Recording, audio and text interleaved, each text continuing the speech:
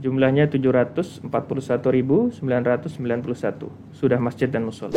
Berarti boleh ya dalam satu kabupaten kota ada beberapa masjid agung. Iya. Kita sudah menyerap kode wilayah dari seperti kodifikasi nomor kependudukan lah ya. Iya, betul. Ada provinsi, kabupaten dan sebagainya sampai ke nomor statistik si masjidnya. Betul.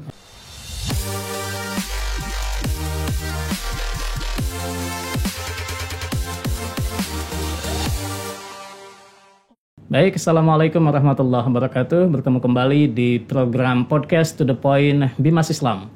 Hari ini kita akan membahas sebuah tema yang cukup bikin penasaran warga muslim di tanah air kaitan dengan berapa sih sebetulnya data masjid dan musola di Indonesia, sebuah negara dengan populasi umat Islam terbesar di dunia. Dan hari ini kita menghadirkan para pejabat dan juga kolega saya di Subdit Kemasjidan Ditjen Bimas Islam Kementerian Agama. Assalamualaikum warahmatullahi wabarakatuh. Waalaikumsalam warahmatullahi wabarakatuh. Ya, sesuai nama program kita To The Point. Jadi pertanyaannya langsung To The Point. Sebetulnya berapa jumlah masjid dan musola yang ada di negara kita? Siapa yang mau jawab nih? Silakan Mas Fahri. Mas Fahri ya, silakan. Jumlahnya 741.991. Sudah masjid dan musola. 741.991. 741.000 itu termasuk masjid dan musola. Tuh. Oke, ini data didapatnya itu mekanisme pengambilan datanya itu seperti apa Mas Fahri? Iya, kita kan punya teman-teman berjenjang, mulai dari Kanwil, Kemenak dan KUA. Data ini kita peroleh dari teman-teman yang ada di KUA, kemudian berjenjang dikumpulkan di Kemenak dan kemudian dikumpulkan secara provinsi di Kanwil Kemenak provinsi. Jadi mulai dari daerah kemudian naik ya. Betul. Dari KUA naik ke Kemenak kabupaten kota, betul, ke tingkat provinsi dan tingkat nasional. Nah, kalau tidak keliru data masjid ini juga ada dua penyajian di dalam data yang sifatnya cetak di buku Bimas Islam dalam angka. Betul. Kemudian ada juga versi online di aplikasi SIMAS ya. Betul. simas.kemenak.go.id. Mungkin nanti bisa dibuka ya Mas Apri ya. Kita bisa lihat datanya di SIMAS. SIMAS Kemenak. Nah, kalau di SIMAS itu jumlahnya apakah sudah sama? 700 ribuan? Belum. Saat ini sudah ada 598.291. Dan data ini selalu berkembang seiring dengan proses verifikasi validasi data yang dilakukan oleh teman-teman kita di seluruh Indonesia. Oke, 598.291 per hari ini ya. Per hari ini. Per hari ini. Mungkin 5 menit lagi bisa berubah, bertambah. Bisa jadi pas video ini tayang datanya sudah berubah. Sudah bertambah. Karena itu real time ya. Betul. Kenapa ada gap sekitar 200 ribuan mungkin ya? 150-an. Kenapa itu bisa begitu? Iya. Karena 741.000 itu adalah data manual. Nah, kemudian di tahun 2013 kita rubah data manual itu menuju data digital. Kita digitalisasi sekaligus kita lakukan verifikasi dan validasi data yang sudah ada. Nah, kemudian sudah terkumpul saat ini sekitar 80% dari data BIDA yang sudah ada. Dan ini akan terus berkembang. Mudah-mudahan dalam 1-2 tahun ke depan data sudah sama dengan data BIDA. Sehingga kita bisa melihat perkembangan selanjutnya data real masjid dan musola yang ada di Indonesia. Mas Sigit, ya. Kalau kita perhatikan itu ada kesenjangan seperti keterlambatan ya. SIMAS dibanding data BIDA. Yang jelas yang kita sudah mulai atau baru mulai di 2013. Sorry, SIMAS itu data yang online, BIDA itu data yang cetak ya. Itu dia. Betul, yang kita mau sampaikan bahwa yang ketika kita dapatkan data manual itu sudah terlebih dahulu.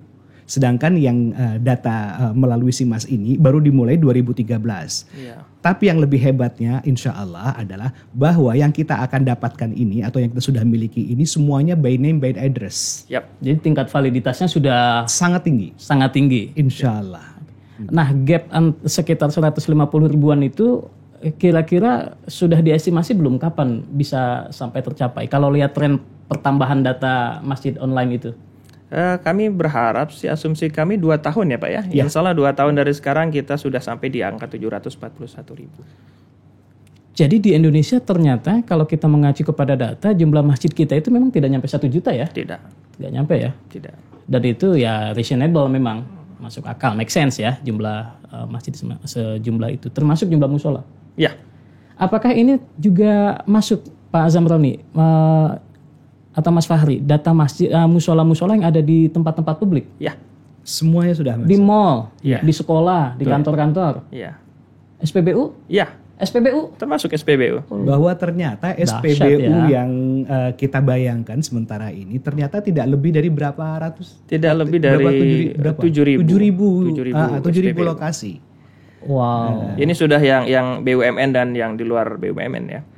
Nah, kategori-kategori yang masuk ke dalam data masjid itu selain masih di tempat publik, ya seperti tadi di SPBU, di perkantoran, di mall, di sekolah dan sebagainya, ada tipologi lain nggak sebetulnya sih? Saya sering lihat kalau di pinggir jalan itu ada masjid raya, masjid agung. Baik.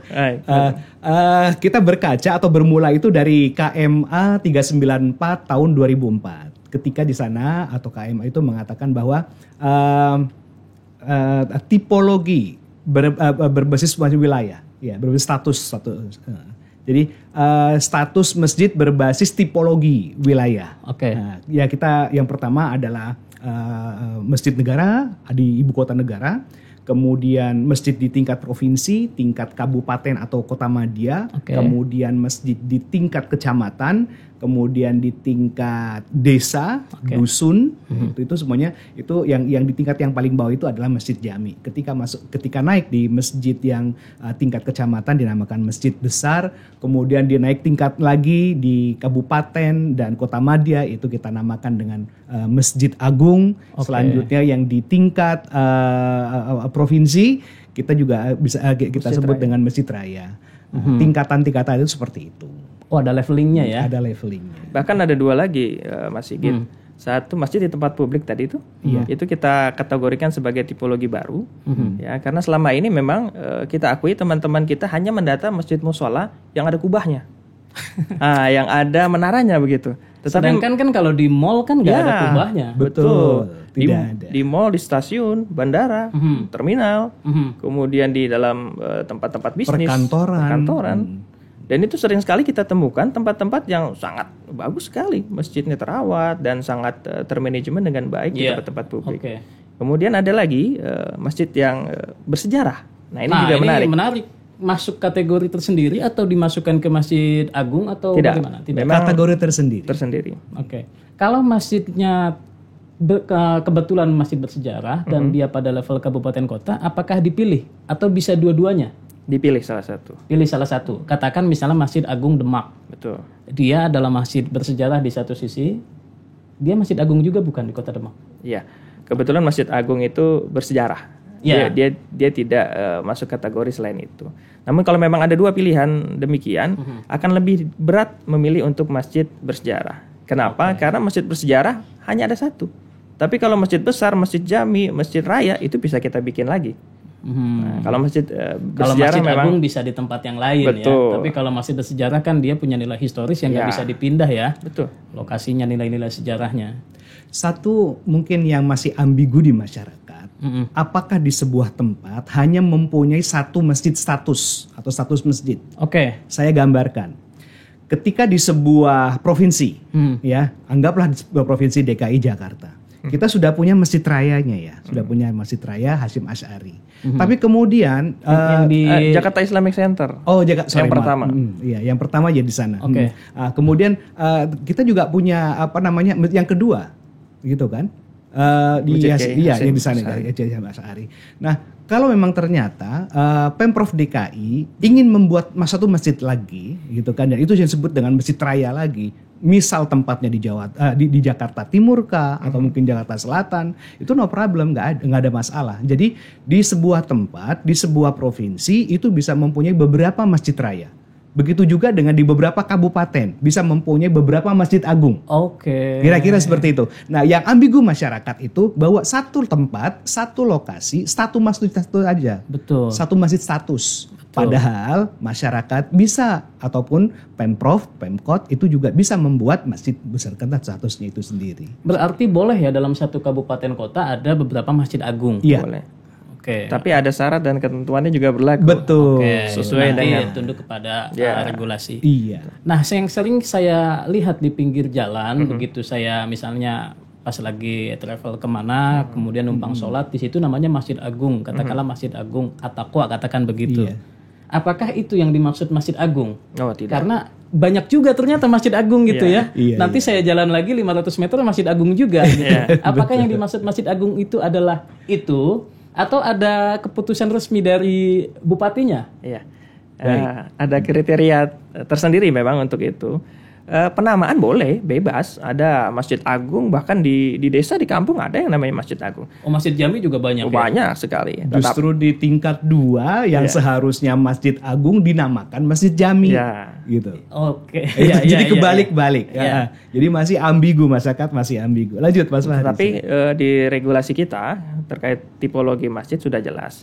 Masjid raya ini di SK-kan, kemudian dikelola oleh provinsi ya, dalam hal ini pemerintah provinsi. Kemudian Masjid Agung secara regulasinya dikelola oleh pemerintah kabupaten kota dan seterusnya. Ditetapkan oleh kepala daerah. Berarti selain leveling ada penetapannya ya. Betul. Tapi bahwa masyarakat menamakan masjidnya sebagai Masjid Agung meskipun itu tidak ditetapkan oleh bupati, secara nama sah saja. Iya. Tapi kalau kita ditanya mana Masjid Agungnya yang ditetapkan oleh pemerintah kabupaten kota, itulah yang dimaksud dengan Masjid Agung yang ada SK-nya. Jadi bedakan nama dengan tipologi. Oke. Nah, apa untungnya sebetulnya bagi masyarakat ketika masjidnya terdata atau didata oleh Kementerian Agama? Apakah ada benefit yang bisa didapat oleh masyarakat pengguna masjid itu? Baik.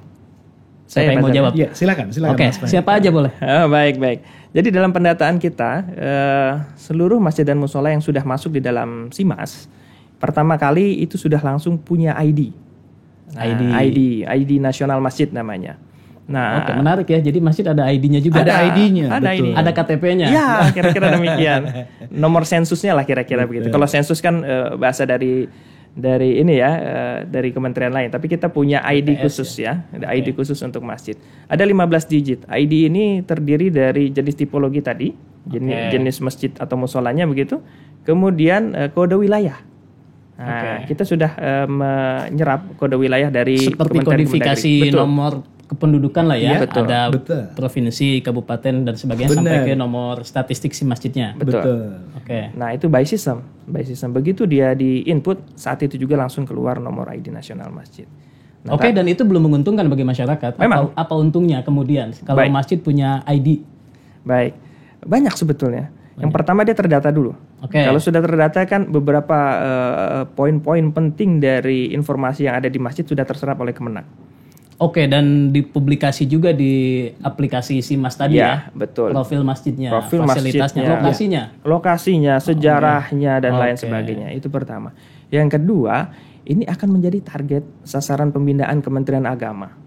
Karena di data itu tidak hanya data physically masjid ya, tapi ada data berapa jumlah imam, berapa jumlah khotibnya, berapa jumlah remaja dan seterusnya. Lengkap ya? Sangat lengkap. Jadi bukan cuma foto, kemudian nama masjid dan alamat. Iya, tidak. Tapi data itu juga mencakup imamnya berapa, kapasitas juga mungkin. Jamaahnya. Imamnya juga. Imamnya, muadzinnya, takmirnya, pengurusnya. Status tanahnya. Nah, ini juga menarik. Keren.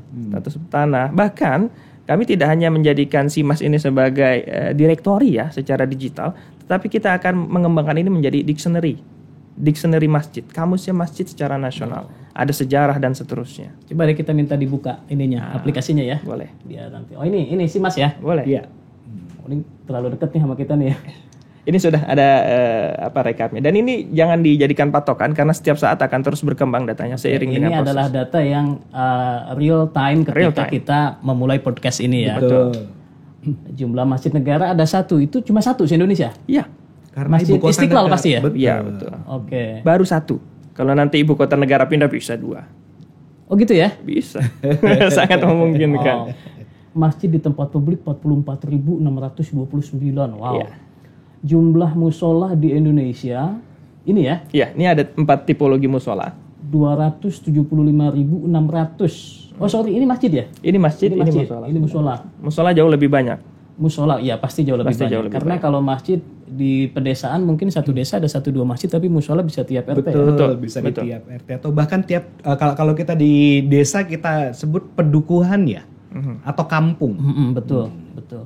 322.782 musola.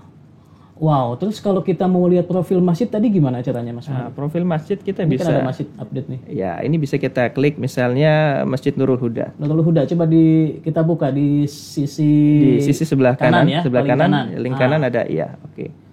Ini baru masuk berarti datanya ya? Baru masuk. Untuk masjid musola yang baru masuk biasanya urutannya ada di awal-awal, urutan pertama. Oke, ini Masjid Nurul Huda, Kabupaten Musirawas Utara, Desa Klumpang Jaya. Ya, Bisa diklik ya, Mas.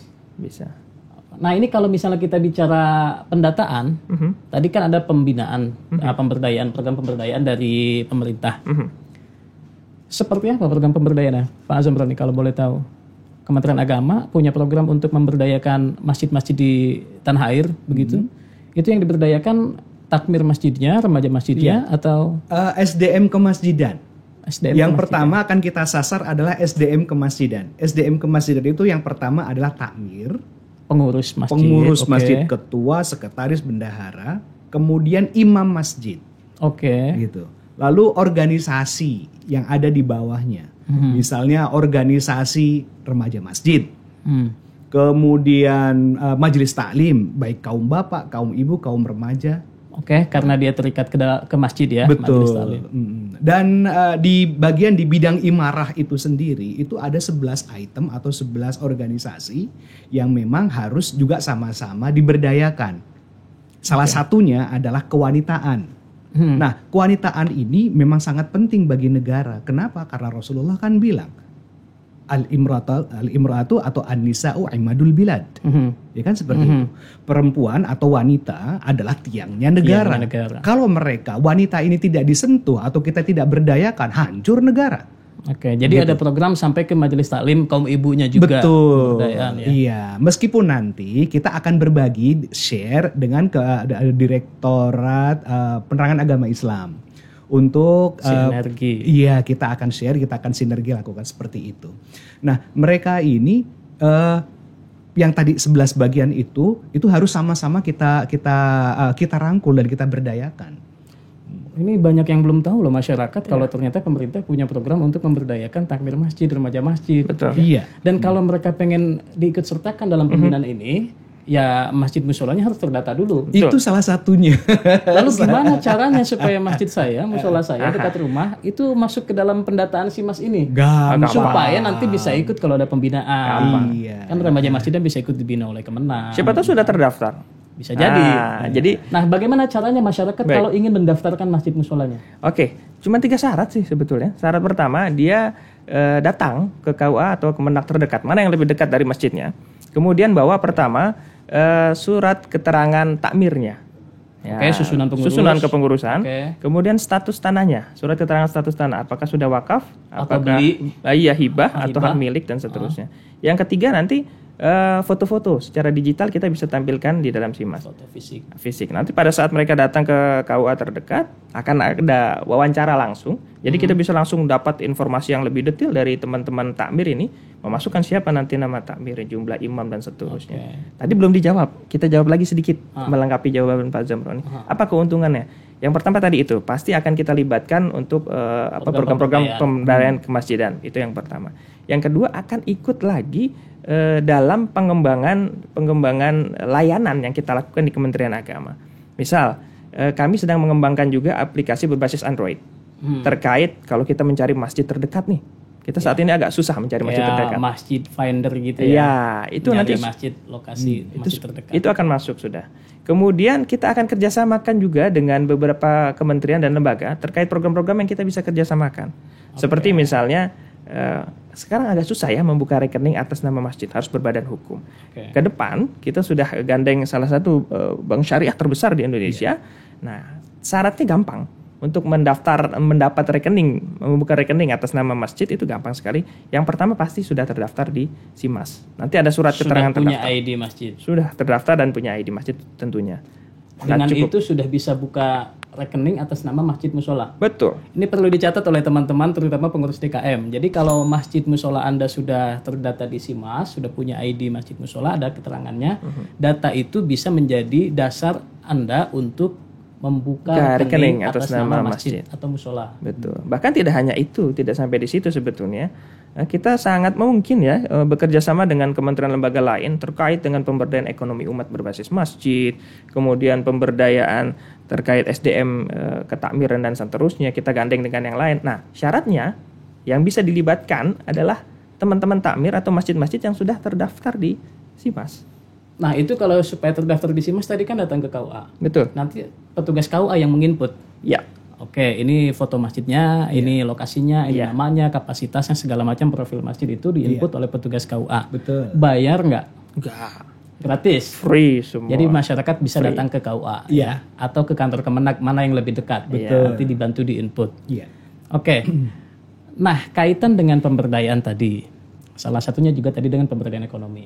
Kan banyak juga pengurus masjid itu yang agak kesulitan untuk mengatur cash flow infak masjid. Betul. Dibantu nggak ada aplikasi buat apa? Pemasukan berapa, pengeluaran berapa gitu. Ada nggak? Nah, ini menarik nih. Ini sedang kita siapkan. Nanti dalam waktu dekat insya Allah kita sudah ready. Namanya aplikasi manajemen masjid. Nah, kita akan masukkan di tampilan di SIMAS nanti. Semua masjid dan musola bisa mendownload itu. Masyarakat bisa pakai itu ya? Bisa mendownload itu. Betul. Syaratnya satu tadi. Sudah terdata di SIMAS. Oleh karena itu masjid Anda terdata di SIMAS itu penting ya. Penting. Jadi ada aplikasi yang nanti bisa membantu pengurus masjid untuk mengatur manajemen memanajemen keuangan masjid ya. Karena di sana sudah ada aplikasinya, kan kita tinggal memasukkan aja, menginput. Ya. Iya, Jadi misalnya keropak Jumat minggu ini dapat berapa, pengeluaran berapa. Betul. By system ya. By system. Bahkan kita sedang kembangkan lagi Mas Sigit. Kita ingin jadikan SIMAS ini sebagai Facebooknya masjid. Nah, ini kita ditantang dan menantang diri kita sebetulnya di Kementerian Agama. Jadi Facebooknya masjid itu gimana? Jadi profil-profil masjid. Ya. Jadi seperti Facebook punya kita, Betul. tapi isinya akun ID masjid-masjid. Betul. Jadi nanti takmir masjid langsung bisa entry sendiri, login sendiri, mengupdate datanya sendiri, kan informasinya pasti berkembang terus di masjid dan musola. Nah, ini bisa juga mereka bisa berbagi dengan pengurus masjid lain. Betul. Ya? Jaringan mungkin. itulah yang memang kita akan buat memang. Sebagai sebuah dari negara, awalnya memang. sebagai sebuah negara muslim dengan penduduk muslim terbesar memang sudah semestinya kita punya program yang prioritas untuk ini ya. Betul. Pemberdayaan masjid, kemudian juga program-program pengelolaannya, takmir dan sebagainya. Pernah nggak sih sebetulnya pemerintah kasih apresiasi untuk masjid-masjid yang pemberdayaannya itu ya katakanlah paripurna gitu, sudah lengkap dan bisa jadi teladan bagi masjid-masjid yang lain? Kita sudah pernah melakukan itu tahun 2015 dan 2016. 2013 mulainya. Oh sudah dari 2013. 2013 mulainya. betul. Oke. Tapi untuk pemilihan masjid percontohan itu memang di 2015 dan 2016. Alhamdulillah berdasarkan tipologi tadi itu ada yang tipologi tentang bukan tipologi masjid tapi manajemennya ya. Yang di bagian idarahnya atau di bidang idarah, bidang imarah dan bidang riayahnya kita sudah mendapatkan percontohan itu masing-masing. Di tahun 2015, 2016 kita sudah punya. Oke. Nah, ada satu program lagi Masjid Paripurna yang itu juga insya Allah kita akan dapatkan di tahun berikutnya. Oke. Kita berharap semoga kita kita mempunyai cukup anggaran sehingga kita bisa melakukan seleksi untuk pelaksanaan Masjid Paripurna tadi. Sehingga program-program masjid itu pengelolaannya bisa diduplikasi di tempat-tempat lain. Betul. Ya? Karena mereka itu nanti akan jadi role model bagi tempat-tempat mereka di mana berada. Oke, ini kalau ngobrol masjid kayaknya banyak banget ya pertanyaan-pertanyaan yang belum selesai. Nanti kita lanjut barangkali di episode berikutnya to the point kita masih akan ambil satu tema tentang kemasjidan karena nampaknya pembicaraan kita tentang masjid ini banyak sekali. Kita tutup sementara untuk diskusi kita di kesempatan kali ini. Terima kasih atas perhatian teman-teman semua. Terima kasih pemirsa atas kebersamaan kita pada siang hari ini. Terima kasih Mas Sigit. Mungkin poin terakhir ya. Boleh. Ya, bagi masjid musola yang belum terdaftar, silahkan cek di SIMAS kemenak.go.id. Kalau memang dipastikan belum ada datanya, silahkan bisa langsung datang ke Kemenak terdekat atau KUA terdekat dari wilayah Anda. Dan pastikan membawa tadi 3 persyaratan mudah tadi sudah didata di dalam SIMAS. Oke, apa aja tadi syaratnya itu? Surat keterangan takmir, Takmir, ya. oke. kemudian status tanahnya, surat keterangan status tanah, dan fotonya. Dan foto. Mudah ya syaratnya. Mudah, syaratnya sangat mudah. Oke, thank you Pak Zamroni. Baik, terima kasih Mas Sigit. Ini nggak kerasa nih kita ngobrol. Alhamdulillah, udah lebih dari setengah jam. Dan teman-teman kalau merasa bahwa diskusi kita pada kesempatan ini bermanfaat, teman-teman bisa klik tombol like, subscribe, dan juga share ke masyarakat sehingga manfaat dari video ini bisa dirasakan oleh lebih banyak teman-teman kita. Terima kasih. Assalamualaikum warahmatullahi wabarakatuh. Waalaikumsalam warahmatullahi wabarakatuh.